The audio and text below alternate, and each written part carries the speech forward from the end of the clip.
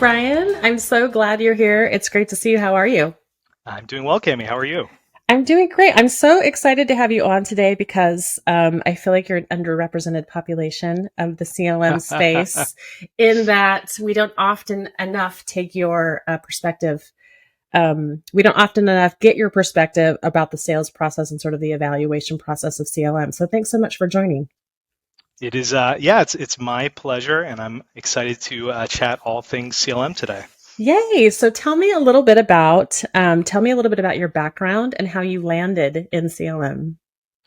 Yeah, like so many, I think in this space, I've had a bit of a winding career path. I actually started my career literally on Wall Street in New York City, working in finance. Mm-hmm. But for many reasons, I decided finance and New York City probably weren't the perfect fit for me, and Mm-hmm. so I kind of fell into the world of HR technology implementation of all Okay. places in the 2010 type area, which I think is a period that kind of rhymes with a lot of what's happening in CLM here today. There's Yes. some lessons learned that I've uncovered from that period, and I worked in that space for some time. Eventually moved to Gartner, the Mm-hmm. research and advisory organization. I had a chance to kind of see how executives were viewing the big challenges of our day. Mm-hmm. How do we successfully drive digital transformation? How do we make sure we have the right talent in the right places to achieve business objectives?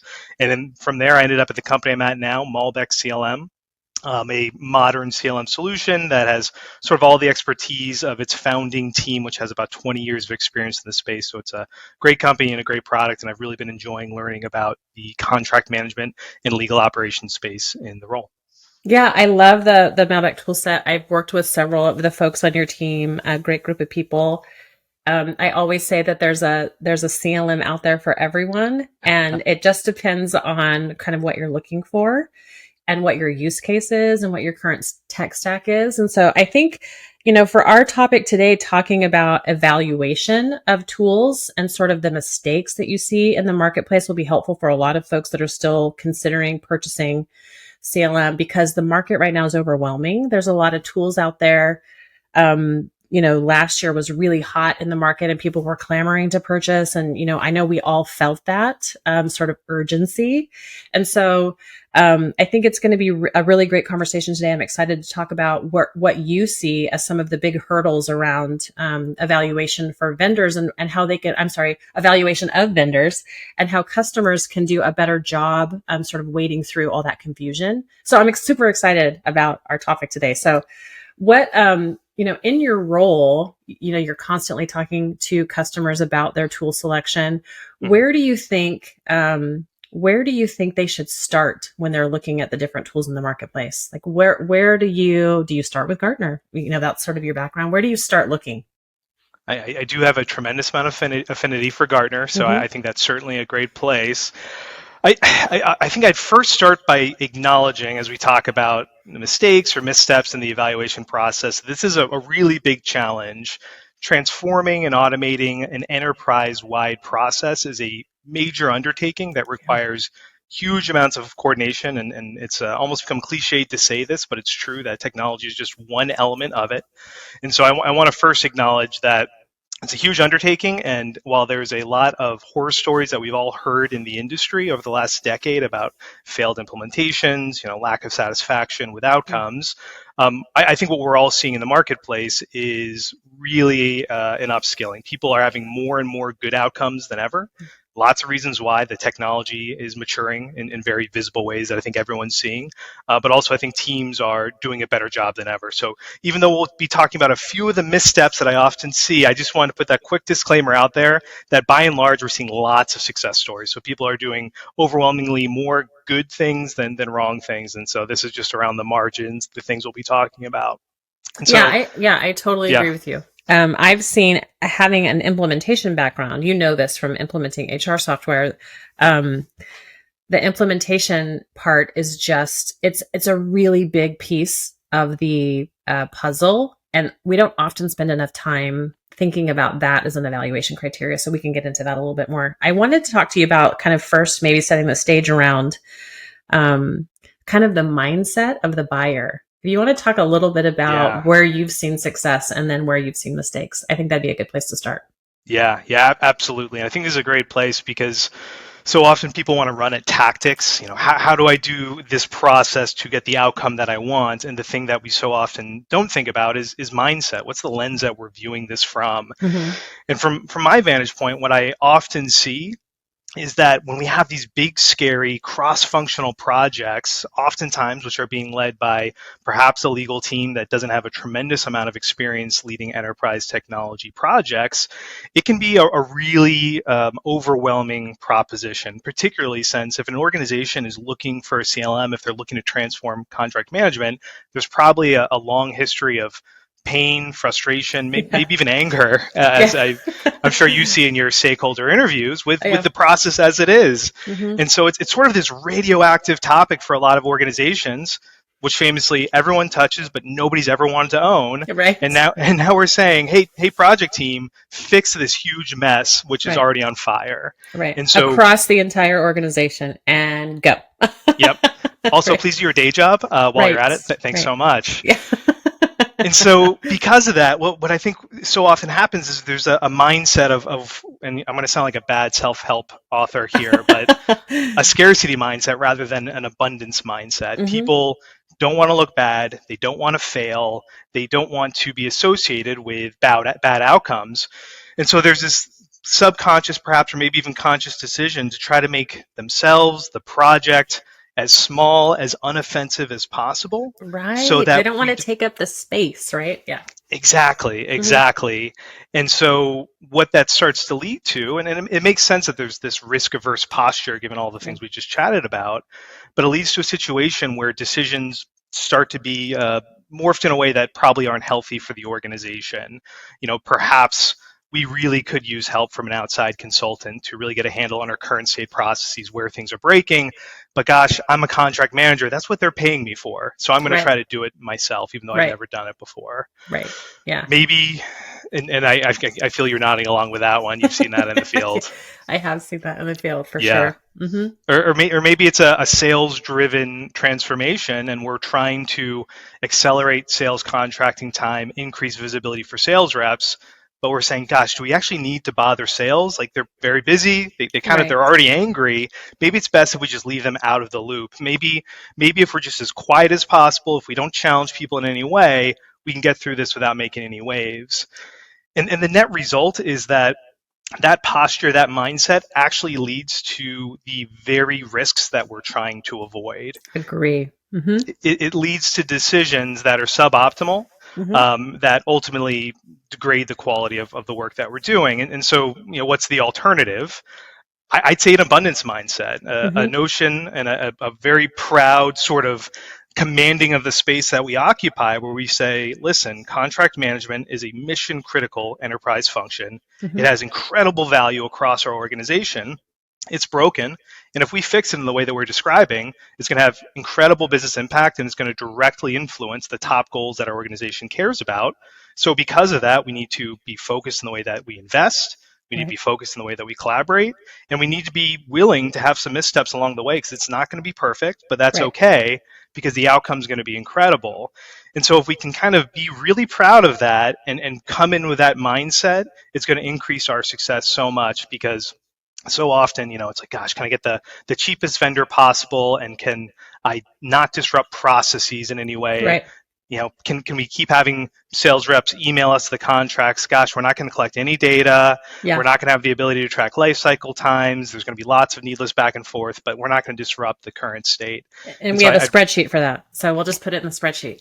put it absolutely. And the only people that will Yeah. suffer is the very project team that's trying to drive this change. Right.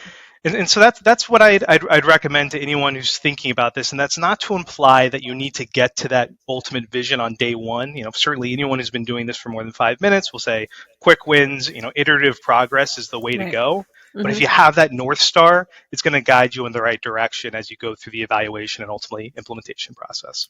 I agree with you. And I have conversations a lot with customers that have done this before and they come to us when their implementations failed. And the reason that it fails when you take the approach that you're talking about, there's several of them, but one of them that I hear most often is, user adoption is not, they're not seeing it. And it's because, well, maybe they didn't do the right change management. They didn't introduce that it was coming. They didn't garner the right feedback or buy-in. They're a lone contract manager trying to do the whole thing, and they don't have any IT connectivity or experience or backing in the organization. And so being trying to purchase CLM and implement CLM and be quiet as a mouse about it is not going to ultimately benefit you when you're coming to the adoption part of the journey, because you're quiet, you don't want to disrupt, and then you get to the go live and you make a nice go live email announcement, and then people are like, wait a minute, what? What are we doing, and how, and why didn't anyone ask me my opinion? And so there's an immediate kind of a halt in adoption at that point because we didn't consult the right people, right? And I see that on the implementation side.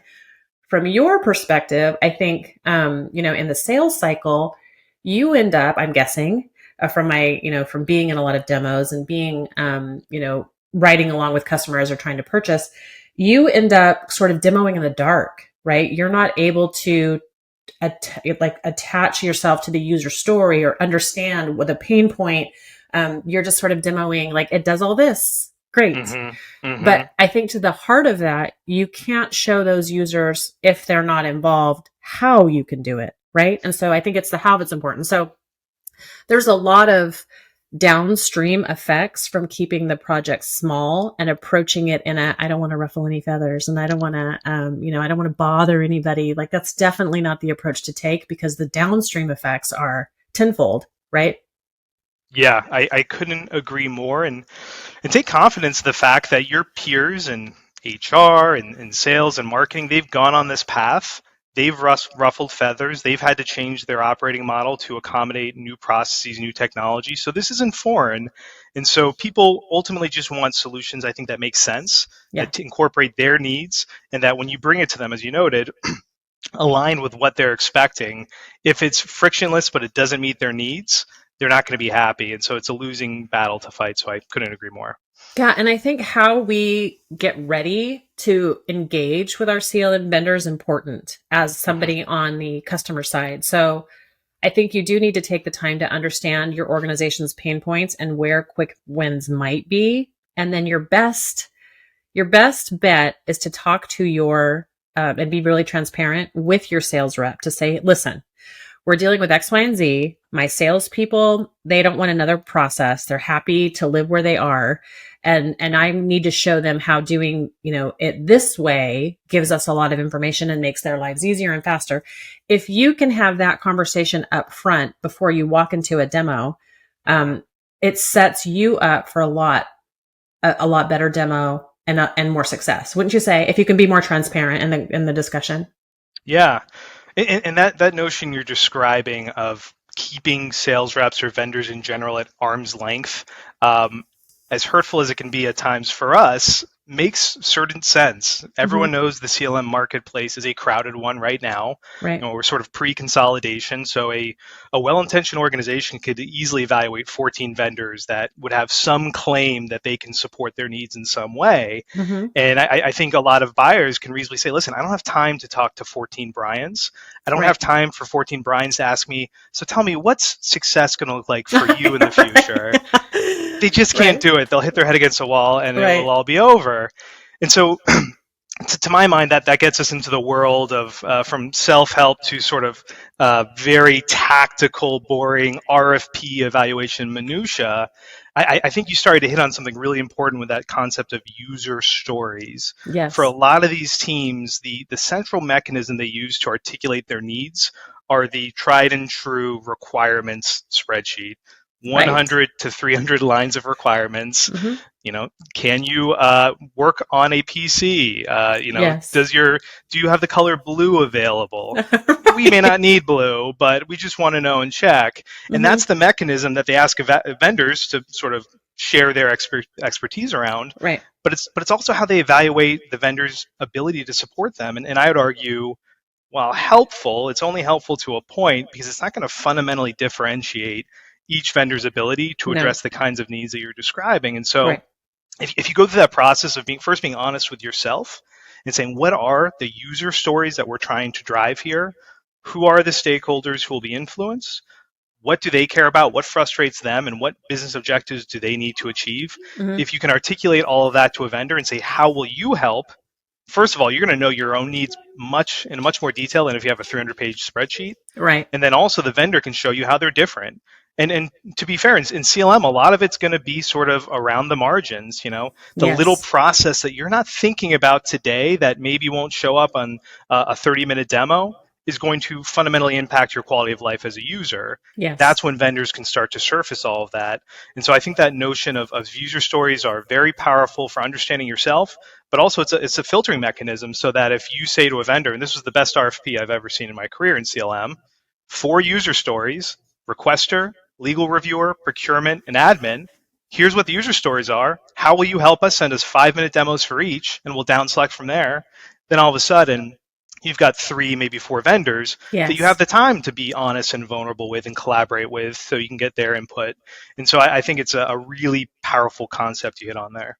Yeah, I mean, I talk about this a lot that I wish we could kill the RFP because I hate them, and that's not too strong of a word. And there's a lot of reasons for it. One of them is because if you list out your technical or business requirements, in most cases, every vendor that answers that questionnaire is going to say yes. And so, then what do you do, right? How do you evaluate from there? And it's going to come down to the demo, and it's going to come down to the relationship with that vendor and whether or not you like each other, or Yeah. an emotional reaction at that point, right? And so, doing the spreadsheet and doing the RFP and getting the response back, those are good first steps, I think, to narrow.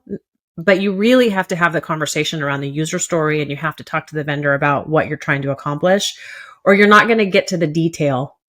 You're not going to Mhm. get to the detail. And then as an implementation person, and maybe you can like draw some parallels between your HR implementations and what CLM implementation will be like once you walk out of the room, is that when you don't spend the time up front to take the user story, walk through the user stories and understand that, you're going to get down the road in the implementation, and that's where the gotchas are going to come, right? You're going to say, but I thought it did this and I thought it did that. I thought it was going to solve this way. So that's why getting to the how is crucial. And you can't get to Yes. the how without the story, right? Absolutely. And Yeah.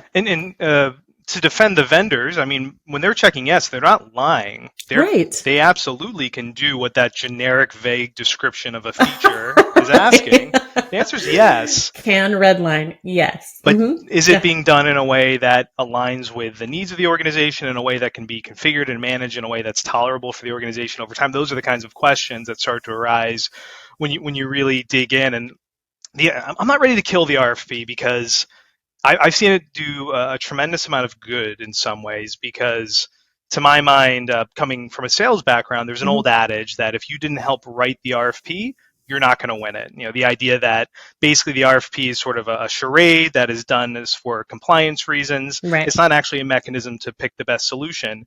And as procurement has really kind of come into their own and matured in a really significant way, we've seen that really flip. There's procurement functions who are now saying, we know you met that vendor and you already like them and have your heart set on them, but we have an evaluation criteria that's objective and they're not meeting these key requirements. And so the mechanism, I think, is extremely well intentioned, but there's just so many unspoken rules and assumptions that have gone into this mechanism that we use to guide billions of dollars of commerce every year that I Right. think are worth sort of challenging. The idea makes sense, but think about how you sequence some of it. Totally. Yeah. And I know we can't get rid of the RFP as much as I would love to, but they do have their place. But you really can't get away from the actual interaction with your vendor and just being transparent. I think we lack that because of Yep. fear, right? That scarcity mindset. If I tell them what I want it to do, it's going to cost me a lot of money. Mm. Right. I feel like there's that hesitancy to share transparently what's going on in the organization because they think it might be more expensive, or it's going to get too big, or it might take away work from people. Like there's a lot of fear around it, right? Do you sense that when you're dealing with customers? Yeah, absolutely. I think part of it is we're all just so overwhelmed and so busy all the time that there's a lot of concern that you're letting somebody into your world who's going to have demands of you. Hmm. And so if you have four people who are emailing you asking any progress, how's it going? That's uncomfortable Yeah. because the reality is that there's a tremendous amount of internal work that needs to happen that has nothing to do with the technology that these vendors are selling. Right. And so I think there's concerns about that as well. And I would really echo your sentiment that the one of the flawed assumptions of the RFP is that we know exactly what we need and how to get there. Right. And of course, particularly for those who have or going on this journey for the first time, and even for those who are doing it for the second and third time, they really get this. Yes. There's going to be unknown unknowns, and you are working with somebody who happens to represent an organization who's done this successfully. And this is true for every CLM vendor. Every CLM vendor will be able to show you happy customers. They've had success. They've gone on this change journey before and helped others. So if you're not tapping into that, and finding a juncture at the evaluation where you're saying, okay, let's be honest, let's get hand in hand here. This may not end with a partnership together, but I'm going to engage with you as a peer. What are we missing? Yeah. What are three questions that we haven't asked that we should? What makes you nervous about the success of our implementation that you are too afraid to tell me about? That's And great. that's you'll get Yeah. incredible answers Yeah. because in the same way that there's fear for buyers, there's fear for sellers as well. We're in organizations that are driven by growth. We don't want to be the one who has to come back and say, due to a failure on my part, I somehow sunk this deal. Yeah. But with very few exceptions, I'd say we're all very experienced, thoughtful people who really want to just do what's right for others. Right. And we don't always have the space to do that. And it feels like we need to be disruptive or challenging or really kind of break out of an established lane, just to be honest. Yeah. And so the more you can find mechanisms to pull that honesty out of vendors, I think it could be hugely Yeah. valuable. I think so too. And I think, that upfront work has to be done, right? Because you can't get to the user story if you haven't asked your internal stakeholders what they're dealing with. So you have to sort of take that time to say, what is our current process? What are the technology tools we currently using? Who's doing what? What are we doing? How are we housing our data? What are we capturing? Like having some of those initial conversations before you head to RFP or before you start to do vendor demos is imperative. And I don't think we spend enough time, as buyers doing those kinds of things. So what's your commentary on how a sales deal goes when they haven't done that work versus when they have? Yeah. So I would say right away, and I bet you'd agree with this, it's clear who's done the homework. Mm-hmm. And there's no perfect solution to say, okay, this organization is now ready to evaluate technology and implement it. But if it's one of those things where if it's not there, you know it. And so one statistic that I think is quite informative here came from a company called Challenger. They're a sales consulting company. They came up with a methodology called the Challenger sale that some people might be familiar with. Mm-hmm. And they researched B2B procurement processes and found that 40% of sales cycles end in no decisions. Wow. So usually 11 plus stakeholders they found is the common for a modern B2B transaction, all came together, spent months, if not a year, working very hard to evaluate vendors. And the net result of those hundreds and thousands of hours of work is nothing happened. The status quo persisted, which everyone in Wow. most instances knows is intolerable. And Mm-hmm. so it's a huge failure. And so the first thing I'd say is customers should acknowledge that the biggest risk that they're facing isn't picking the wrong vendor. To be sure, there are wrong vendors, as you mentioned. There's a vendor for everyone. For certain contexts, for certain situations, there's wrong vendors, but chances are if you do any due diligence, you'll get in the right zone. Yeah. And it's not a risk of picking the wrong vendor. It's a risk of not being ready yourself. And by far the biggest outcome that's likely is you won't even get this off the ground. Right. And for many people, that can be just as painful as a failed implementation, which is probably the next most likely outcome if you're not prepping. And Yeah. so that's the first thing I'd say. The biggest risk is actually if you're looking so externally that you're focused on features, functions, how is vendor A slightly different from vendor B, before you know it, all of that due diligence, which we can talk about, goes by the wayside and it doesn't even get off the ground. Yeah, I totally agree with you. And I see that with failed implementations or with implementations that get stuck for weeks in that discover and design phase, right? Mm-hmm. Where, I've been on the phone so many times in requirements gathering sessions where I can tell that it's the very first time sales has ever talked to this procurement person about what Yes. for example, sales and procurement, um, they've never talked before and they're hashing out the process on the phone. And I'm thinking, my bill rate is high for this conversation. This poor customer is burning through, and so we have to stop the conversation and say, hey, maybe you guys should have this internal conversation and let's come back. So when you don't start at the front with those discussions, have it with your vendor, and then it rolls into the implementation, then you're just going to have to do that work there at an hourly rate that's going to cost you some money. So it's so imperative, so imperative to have the conversations early and figure those things out, right? Yeah, and I think that's where executive sponsors can really be thrown into action. Mm-hmm. Executive sponsors in these projects could be anyone from IT related individual to a chief legal officer, chief procurement officer. It could be anyone. But the reality is that at the end of the day, there's somebody who's going to look good and cares about the success of this initiative, but probably isn't deeply engaged in the evaluation process. Right. I think there's a real opportunity to pull them closer, and they don't need to be in the day-to-day. But if they can clear that path to say, hey, chief revenue officer, this is happening. It's a legal-led initiative. Right. Who's the right person on your team to talk to about X, Y, and Z? If they're providing that air cover, it can be hugely valuable, because otherwise you're leaving your team out in the wilderness who will be bringing up topics to people who haven't been briefed. They have no idea what's happening if there's support within their function. Right. And so I would say executive sponsors oftentimes are the last demo in the evaluation process, or they kick off the implementation project, and then after 15 minutes sign off. Flip that on its head, get them much more involved early on, and the benefits are going to flow throughout. Yeah, I totally agree with you. And so I've been talking a little bit about implementation because I live there quite a bit after the vendor. So I do some vendor selection with our customers, but a lot of times I'm helping them with strategy for implementation. And I talk a lot about readiness and getting ready beforehand.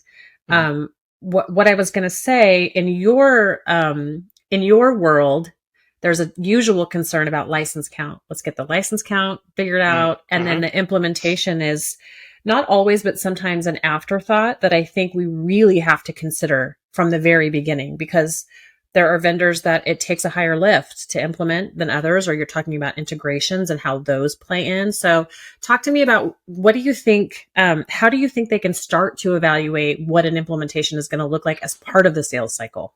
Yeah. I think implementation should be held up as a critical part of the evaluation and I've seen a stark difference between organizations that are doing this journey for the first time versus those who maybe had a failed or unsuccessful deployment and are coming back around. The first timers never want to talk about implementation. Right. They view it as an inconvenience that will be a one-time event. When it's done, it's done. It'll have a price tag, but we'll get through it. And then what we're really going to be focusing on is the solution. Right. It's like an afterthought, unfortunately, a lot of times. Yeah.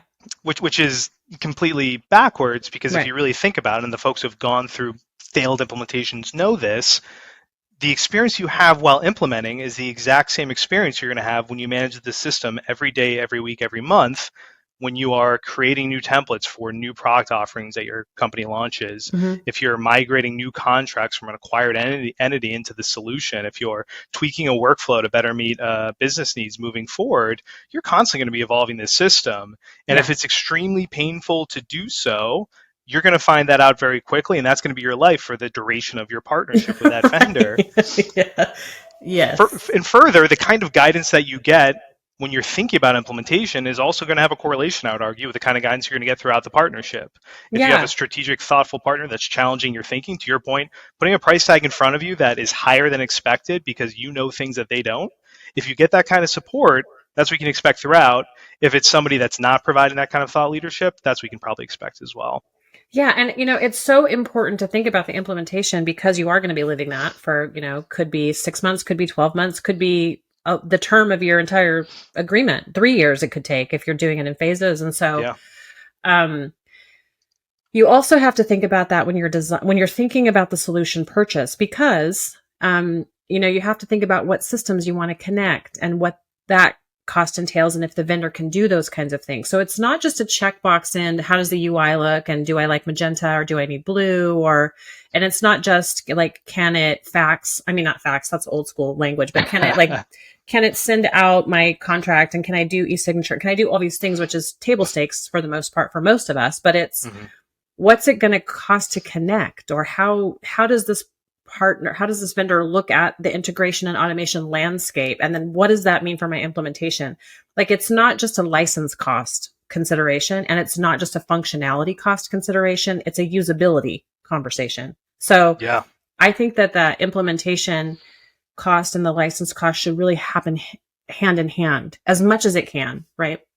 Yeah. And so Absolutely. when you're talking to implementation, I know you bring partners in. That's how you and I have met, and we've worked together before. Mhm. At what point do you tell your prospect you really need to have an implementation partner, or you need to start talking about implementation at this point? Like, is there an indicator? Like, when do you want to bring them in? Great question. I mean, this might sound provocative, but the first thing I'd say is that any organization navigating CLM for the first time should work with a consultant. And there's always exceptions. Maybe one of these days you'll go in house and you'll be the one leading a CLM project. Maybe that rule won't apply, but by and large, people are having success in this space. There's Yeah. been lessons learned, and so embracing that early on, and again, that's that fear-based mindset. We don't want to spend any money.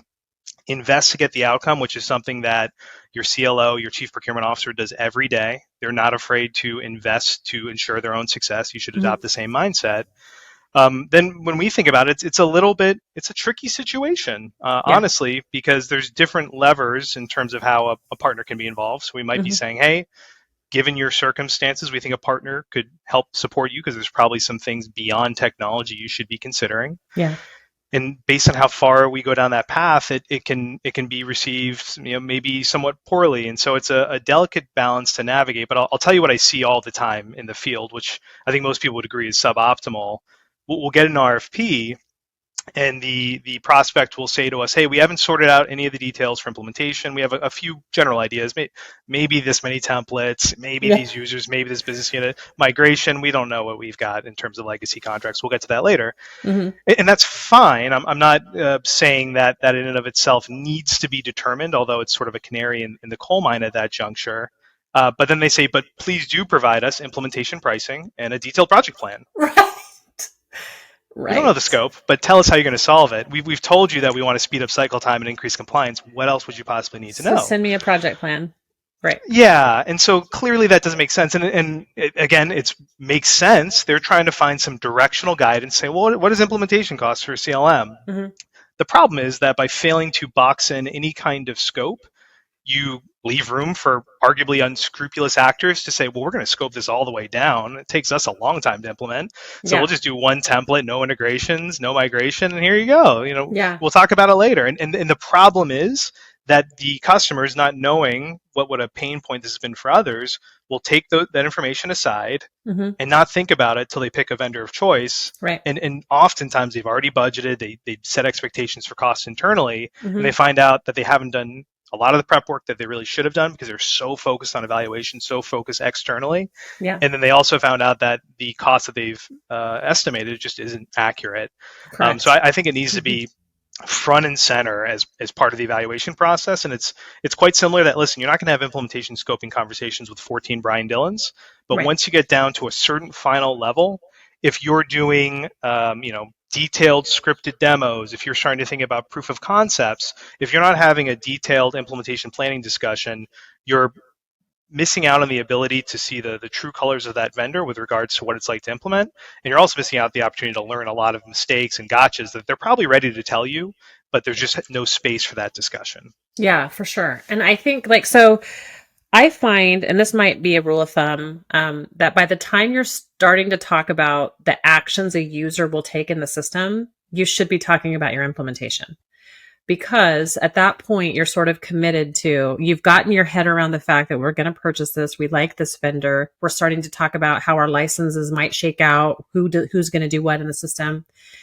Then you should, by that point, you should be having an implementation partner, if not sooner than that, I think. When you Mm-hmm. get down to that sort of user count selection discussion, you should be talking to an implementation partner. Do you think that's correct? Or is that sort of a rule of thumb that you could use to say, we really need to talk about implementation? Yeah, I think that's very fair.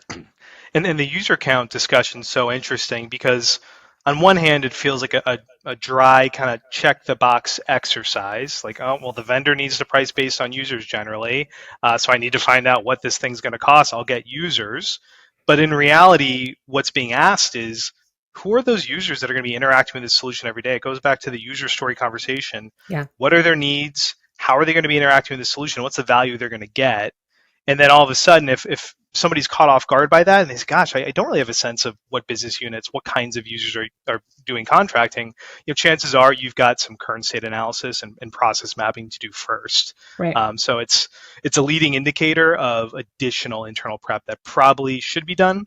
And the one thing I can't stress enough, once you get on the RFP roller coaster, and I work in the large enterprise space, and so this is sort of specific, but there's not a lot of air in the room for additional prep when you're going Right. through all this work to see demos, to read RFP responses, to dive into the kinds of discussions we're describing, POCs.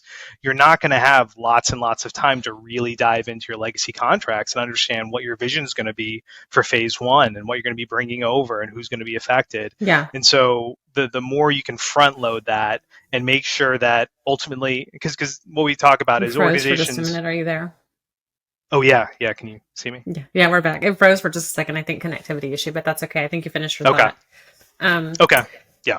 I was going to ask you about the adoption question and user license count because as I'm gonna put your feet to the fire. We didn't talk about this, but I have a question for you about Okay. user count because I feel like this is a constant fear. Going back to that fear discussion, it's a constant fear around how many licenses do I actually need, and what are these people actually going to do, and when are they going to do it, and how do I ramp up? And there's a lot of I feel like there's a lot of angst in the market about how to think about licensing your tool. Yeah. I know we didn't plan on talking about that necessarily, but do you have any like guide rails or thoughts that you could tell people that are thinking about buying how they should think about that?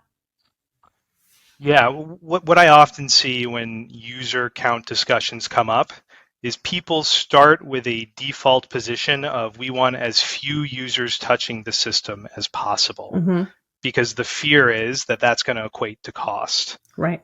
There's also perhaps fear that that's going to lead to large amounts of change. There's questions about who's going to need access. We don't really have our hands around that. Are we ready to wade into those waters? Mm-hmm. And so there's this default setting of how can we get this number down as small as possible. And so a very common question I'll be asked is, well, do users need a license to request contracts? Mm-hmm. Again, thinking, how can I reduce it? And a lot Yeah. of vendors have tried to reduce costing by saying, well, great, why don't you just set up a ServiceNow portal, intake generic in your whatever intake portal you use, send requests through that. No license required, great, everyone wins.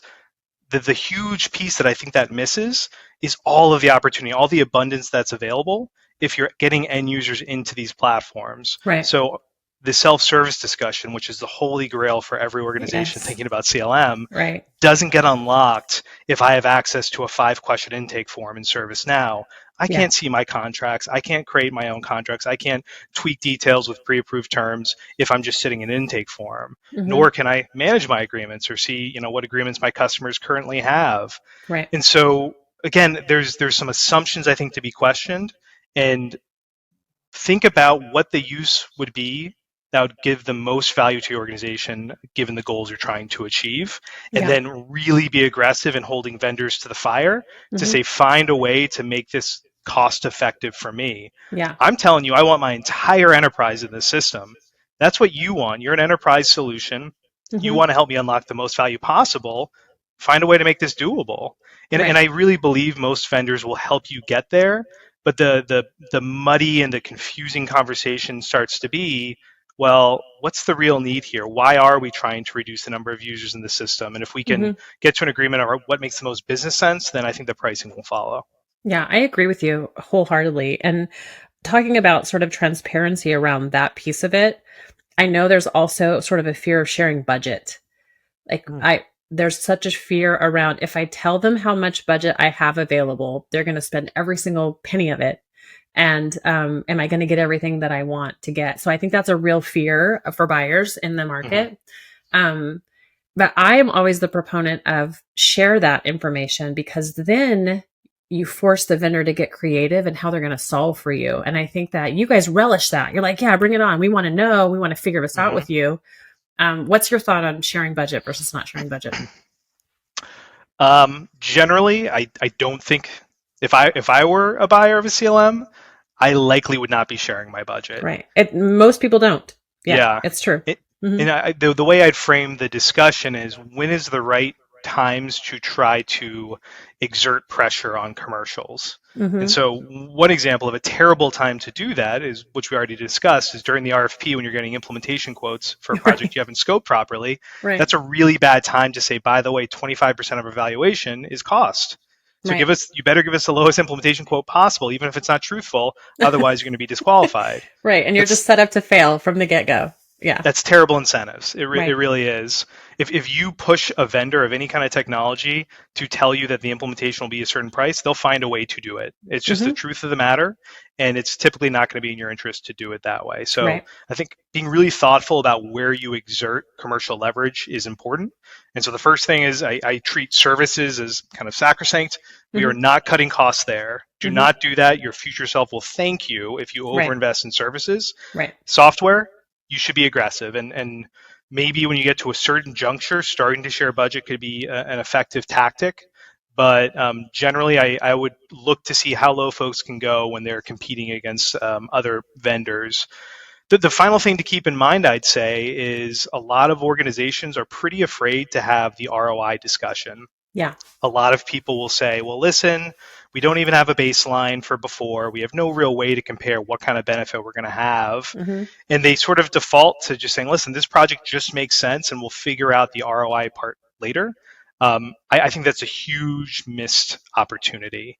I think there Yeah. needs to be much more rigor around thinking about what the goals are. And sometimes it's going to be much softer than you'd expect. And sometimes it will lean on baseline data that's all just directional. If you don't have a CLM, you may not know what your current turnaround times are for MSAs. But Right. if you find a couple and put a dollar amount to the cost of it, you're already doing much better than before. Hmm. And so I think people need to first, if they're going to be worried about budget, look inward and say, do I really have an understanding of how I'm going to articulate value here, which is something a vendor can help you with, so Yeah. that I can go back and explain to the powers that be why this investment makes so much sense. Yeah. So I think there's two sides to that coin.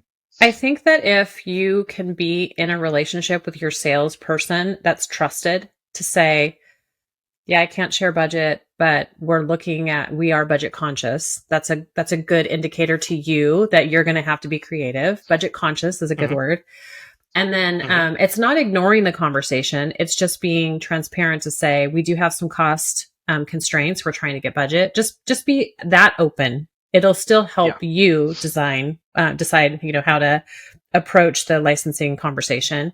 And then I think that there's a fear of looking dumb or, not knowing what you should know, or you don't want to make the mistake and own it for your organization. And so I think Yes. there's a fear of that. So people don't want to share.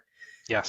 But I'm just a fan of transparency because you get to the heart of like, what are we both trying to accomplish here, which is the ROI discussion. And so one of the first questions that I like to ask a customer that's implementing is like, if you could have this system do like the unicorn status that would make your world like so wonderful, what would it be? Mm-hmm. And if Mm-hmm. they can articulate that to me, then I can start to pinpoint what the ROI use case can be. And so, but I think there's fear of that. Like, I don't want to say what I want it to do, or I don't want, like, there's, people are protective. They don't want to Yeah. look dumb because they don't know what to do. And so, I like to rip that Band-Aid off quick when I'm talking to customers. Like, Yeah. we have to trust each other here because there's a lot at stake, and here's how we're going to do it. So, yeah, I think that transparency in those discussions, to the point that if you can't share budget, understand, but like, give your vendor some credit. They're trying to do what's best for you. You know what I mean? Yeah, no, I totally agree. And so maybe I'll take a step back from my original stance and say pro transparency. I tend to think that budget is a fluid concept. A Yeah, majority of enterprise investments aren't budgeted initiatives entering a given fiscal year. that's true. So people, organizations, they invest in the initiatives that make sense for them based on their goals. And so I view it as very fluid. And so transparency, yes, but maybe maybe keeping the budget number under wraps would be my personal approach, but I Hmm. completely agree with the spirit of it. Yeah, yeah. And then, what are some good mechanisms for figuring out how you can get what you want in a budget? What do you Mm, do? Do you think about less integration? Do you think about starting with self-service? Like when you're trying to advise a customer on which path to go down, where are some areas mm, where you can be cost conscious? mm. And so, what might be the biggest drivers to reduce costs initially? Would that be a sort of another way to frame the Yeah, question? that's another. I think that's another way. Yeah. Yeah, yeah. I think it really comes back to knowing thyself. Yeah. Because if you can paint a really clear picture for a vendor to say, this is what we need in phase one, as an example, that's going to provide them with a lot of ammunition to find compelling ways to get pricing down. Hmm. And for a lot of vendors, it is, users, integrations, and that those are the biggest kind of software related expenses. Yeah. And so if you can give them confidence, give a vendor confidence that you know exactly what you need and what success will look like in phase one, and maybe it's a smaller collection of end users, that's a really good way to get a very quick starting point.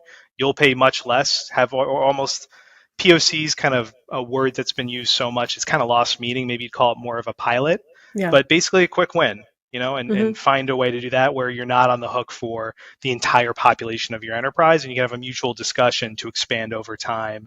I'd say if you can bring that kind of clarity to the discussion to know exactly what you want and what your vision is, a good vendor is going to be able to come in and help you get that path lined up to get there. Yeah, those are all really great considerations. I'm thinking if you were trying to summarize for a customer how they can best help you help them, Mm. what are some of the things that they can bring to the table so that you can give them the best price, the best solution, the best demos? Like, is there a hit list? Tell me some things that you wish all your Mm. customers did to make the sales cycle more smooth. So this is my example of the unicorn thought exercise. What's my unicorn What's your customer? unicorn customer? Um, yeah, so we've hit on a lot of them. So Mhm. first, I would say a really clear vision for where they want to go, top level, that has Mhm. alignment at executive parts of the organization. Sometimes that means a business case has been developed, maybe not. But Mhm. the top people in the organization, even up to the CEO, is saying, you know what? Contract management matters. There's significant risk here. There's significant opportunity. We are ready to invest and be best in class in this, and that's going to inflect top line business goals. Mhm. If everyone agrees on that premise, then we're really in business because all the tactics, the phases, other elements are going to flow from there. So first, having alignment on vision, I would say, Yeah. is number one. Mhm. Then number two, that user story based understanding of requirements that flows from that vision is hugely valuable. Mhm. And when you have that, I'm not offended if you say, do you know what, Brian, I'm not going to be doing a discovery call with you. You'll be getting the RFI like everyone else. You're going to get user stories and you're going to get demo requests. You'll be down selected based on that. I'll take that every day of the Yeah. week compared to somebody who's disorganized and said, you know what, gosh, we just don't think you're the right fit because, we went back to the what people have done in the past, and we're going to move in another direction. So I'd say if you come with that self-awareness, vendors will really respond positively and be along for the ride with you. And then once you get to some sort of down selection where it gets serious, call it 3 vendors or so, Mhm. let's really partner together. Let's really get arm in arm. Let me invite me and my team to really join you alongside your team and show how we can help. Yeah. And that time invested, which feels so scary at the front end of the process, is going to be really valuable to you, I think, Yeah. rather than spending 6 months doing sort of random discovery and demo calls. So know yourself first, set a really clear process that can down select quickly, and then work very closely with folks after that. That is really great advice. I'm so excited that we talked today. This was fun. I get to hear from the sales perspective a lot in where I live in my world, but I don't think customers do. And so I hope customers find this valuable to know that salespeople are your greatest asset. They aren't the enemy. They're going to help you within your organization sell it to your organization to get you the support and the budget you need. So partner with your sales team and your vendor. And I think that's the true key to success. Couldn't have said it better myself, Cami. Wonderful. Thank you, Brian. This was so fun. I appreciate it. It was great to chat, and you take care. Thanks so much. Bye now.